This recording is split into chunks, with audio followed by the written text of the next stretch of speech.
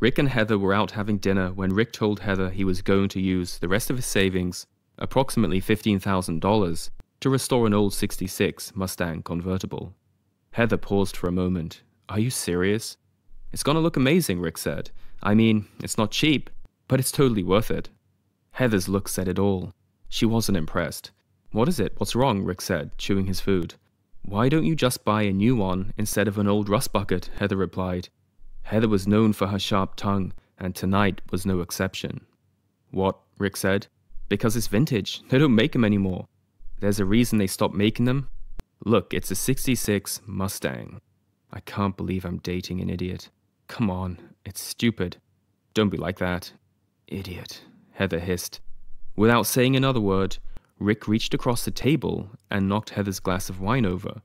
The wine spilled across the table onto Heather's lap. "That's for being a bitch," Rick said, dabbing his mouth with a napkin. Heather was too shocked to respond. She shook her head, stumbled to her feet, then ran out of the restaurant. Rick didn't care. He was only too happy to get rid of her. When Heather got home, she was still crying. She had never felt so angry or humiliated in her life. She stepped out of her wine-soaked dress and jumped in the shower. The water felt wonderful. Heather stood under the shower, letting the hot water wash over her body. Then, for some inexplicable reason, she began to laugh. She couldn't help it. Rick might be a rude son of a bitch, but he was definitely an improvement on her last boyfriend, Eric. Heather must have called Eric stupid more than 1,000 times over the course of their relationship, and all he ever did was apologize and say sorry. As the years went by, Heather grew more and more disgusted by Eric's behavior. She closed her eyes, letting the heat from the hot water soak into her skin. The moment Heather stepped out of the shower, she grabbed her phone and called Rick's number. When it comes to life and relationships, most men like to play it safe.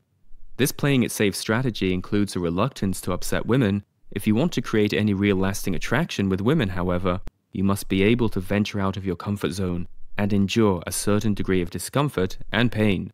Attraction, after all, doesn't grow in safety and security.